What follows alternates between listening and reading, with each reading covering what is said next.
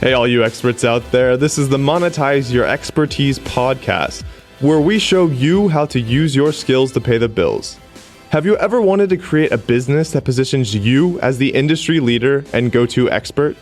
Join me every week to hear from amazing leaders and entrepreneurs who have successfully refined their skills in order to become experts and create extremely profitable knowledge businesses. To find all of the links and tools mentioned in this episode, just go to myepodcast.com. I'm your host, Grant Weherley, the online course guy, helping you every week to monetize your expertise. Hey everyone, and welcome back to the Monetize Your Expertise podcast. Today I have a little micro episode for you that relates to the fact that it's the end of 2015. So how did the past year go for you? Have you actually even thought about it? I know we still have a couple days left if you're listening to this the first day it comes out, but I want to encourage you to take even just 20 minutes to think back on your year, because actually I did this for the very first time ever. I took the time to sit down for about 30 minutes, think and write a little bit about the past year, about how I started and where I finished. And it was really, truly gratifying. And I think I drew a lot of lessons learned out of it.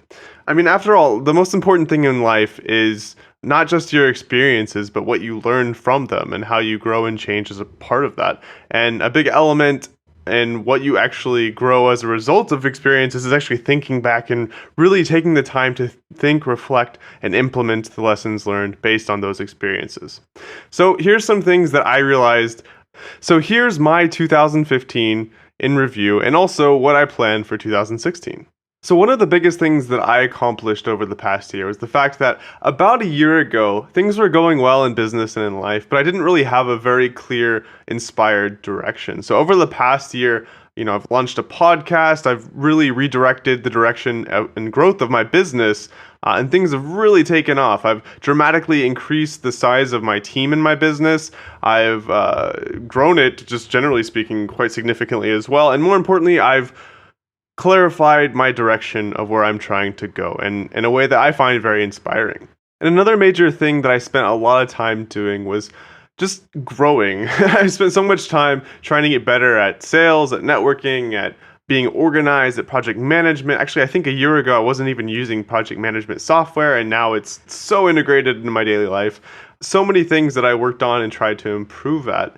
And beyond that, beyond just sort of the business sort of productivity side of things, I also learned a lot of other things as well. For example, I took my first ever Brazilian Jiu-Jitsu class and then started doing that regularly, and then did it enough that I could pretty semi-regularly tap out people who had been doing it for several years, which was pretty cool.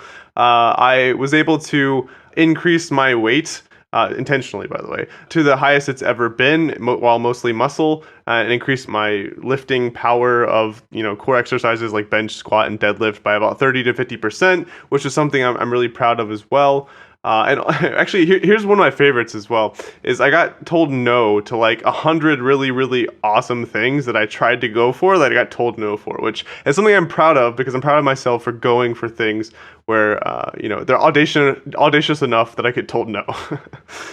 So in a nutshell, in 2015, I'm happy with the progress that I made. I grew a ton. I failed a ton. I feel like I acquired a lot of clarity, direction, and increased my skills in all the ways that I was trying to do. Now for 2016, here are the things that I'm most excited about for myself. And hopefully this gives you inspiration for how you go back and look at your 2015 and how you plan your 2016 as well. So one of the number one biggest things in 2016 that actually, I've already been working hard for it, but I'm going to work even harder for it in 2016, is to spend less than 20 hours a week of what I call grinding work, which is basically things that are kind of monotonous. They don't really teach you anything. They kind of are just something that has to be done. They're not really that enjoyable or fulfilling, or don't really grow any specific skill sets. So less than 20 hours a week of that, whether it's administrative or email or anything at all that I don't really like that much. In lieu of that, I would like to spend the rest of my time on what I call growth or inspired work, which is something that I enjoy, I find fulfilling. It helps me grow my skills or myself in some way. A couple other major business goals I have are to invest $70,000 a year in myself, which is kind of a weird goal. But basically, I've heard of studies that relate to personal income that say that basically the highest peak of happiness is $70,000 a year in personal income. And now it's funny is I've always, I don't know, I don't really enjoy spending money on a lot of personal luxury, so I've always minimized that as much as possible and invested 100% of whatever I possibly could into my business. And so in 2016, I've decided to change that up a bit and spend a bit more investing in myself and in my own personal growth, my personal happiness, etc. I know that's kind of the opposite of what a lot of people do. A lot of people are trying to minimize and invest in their business because they've invested too much in themselves. But I've kind of come from a different background, so I'm excited to switch things up and see how that goes. And the last two business goals I have that I'm quite excited about are to hit 10,000 email subscribers. Got it quite a ways to go. It's kind of an audacious goal, but I think I can hit it. And finally, I want to work with a client who has a reach of 1 million people. It's kind of an arbitrary number. It's not exact, but basically work with somebody who's famous enough, has a big enough personal brand, a big enough following to really impact that many people through them. And actually, the cool thing and part of the inspiration for this actual goal is that I think I might already have this one covered in January if all things go to plan.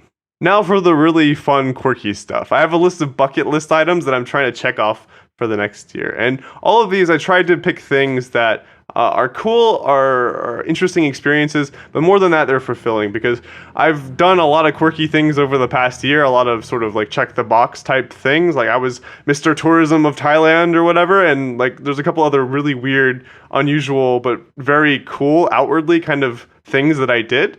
But I found that if they had no greater purpose, if it was just a one-off thing just to do just because it was cool, it was fun, but then afterwards, like there's no residual positive effects of it. So I try to pick a bunch of bucket list items today that will have long-term benefits. So here's a couple of those.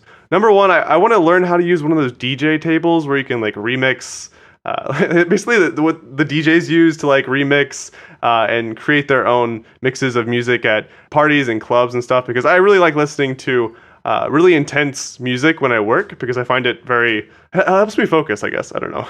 So being able to create my own little EDM dubstep type tracks, I think would be very fun just because it'd be an interesting thing to learn. And also it'd be cool to be able to make my own music to work to. I think that would be really cool. I don't know why. I'd also like to compete in an official martial arts match, and preferably something like MMA or Brazilian Jiu-Jitsu. Not like super serious, not super competitive. I don't want to get injured doing it, but it just seems like an interesting thing to do. So I've had some experience boxing, but boxing is a bit different than those types of I don't know. Well, I guess it's similar to martial arts, and I mean mixed martial arts in some ways. But something like Brazilian Jiu-Jitsu, I think, would be quite different to have that kind of experience. And I also want to apply to speak at TEDx in 2 locations because I want to be able to give a TED Talk someday, and so I'm not going to set the goal of actually giving one next year because it's hard to control, but I'm going to apply to speak at TEDx in 2 locations. And then 2 other fun ones that I got for you. I want to learn hip-hop dancing because I can salsa quite well, but I have no idea what to do when hip-hop dance music comes on, so that would be cool. And also related, it would be cool to break dance. And then also, actually, sorry, 2 more, so I guess it was 3 more a second ago. I want to spend 30 minutes meditating every day. And I'm not going to say I'm going to do that perfectly, but I want to be able to do that and not fall off the track of doing that for more than a week. So it's not that I'm going to do it every day. I'm going to try to do it every day. But if I fall off, I'm going to try and not fall off for more than a week. It's really hard to keep up with that habit, as I'm sure several of you know who've tried to meditate. And if you haven't, I'd highly recommend it. And finally, I want to, as I'm actually planning to move to Colombia here in January, I plan to do salsa in Colombia, salsa in Cuba, and then go to Brazil and do capoeira and Brazilian Jiu-Jitsu there as well. Because, I don't know, I just get such a kick out of going to a country and doing something that's very cultural for that culture. You know, the things that are native to that culture that are very interesting, that are very unique. There's something that's just so cool about it. For example, I ended up kind of randomly stumbling into a Tai Chi class here in Taipei last week, and there was the old guy in white robes who was very zen, like helping me do Tai Chi, and there was the old traditional Chinese music playing in the background, and it was super trippy and super like surreal and very, very cool, and I really enjoy things like that. So, how about you? How did your 2015 go? Did it go as well as you'd hoped? If it did, how can you double down and make 2016 that much better? If it didn't, why didn't it? What could you do in the next year to make your next year meet your expectations? If this is maybe the first time you've really done this kind of reflective exercise over the past year, because actually it's not the easiest thing in the world to remember what's happened over the past year. I found that quite difficult. If you like some inspiration for it, and to maybe see the full list of things that I learned from my past year and that I plan for the next year, you can go to grantweherley.com/2016 to see my full year in review. And hopefully it inspires you to learn more from your own year. And as one final announcement, there's a holiday break that I'm sort of instituting for this podcast. So this is the last episode until January 18th for this podcast. And there's a couple reasons for that. Partially it's the holidays, Christmas, New Year's, etc. I've also brought on 3 new people onto my team with Monetize Your Expertise. And so I'm, really focused on training them. And finally, I'm moving to a new continent in a couple weeks. So all of that is somewhat disruptive. And I want to give kind of a break for the holidays. So join us back on January 18th for the next episode, which will be released. And by the way, hit me up if you're in Medellin, Colombia, because that's where I'm going to around that time. Happy holidays, everyone. Hey, entrepreneurs and experts, I just wanted to thank you for listening to this episode, and I hope you learned at least one new big idea that helps you evolve your skills and gets you closer to monetizing your expertise and creating that successful knowledge business. Make sure to hit that subscribe button on iTunes and Stitcher, and check out myepodcast.com for all episodes as well as the tips and tricks mentioned in this episode. Thanks again, and I'll see you next week.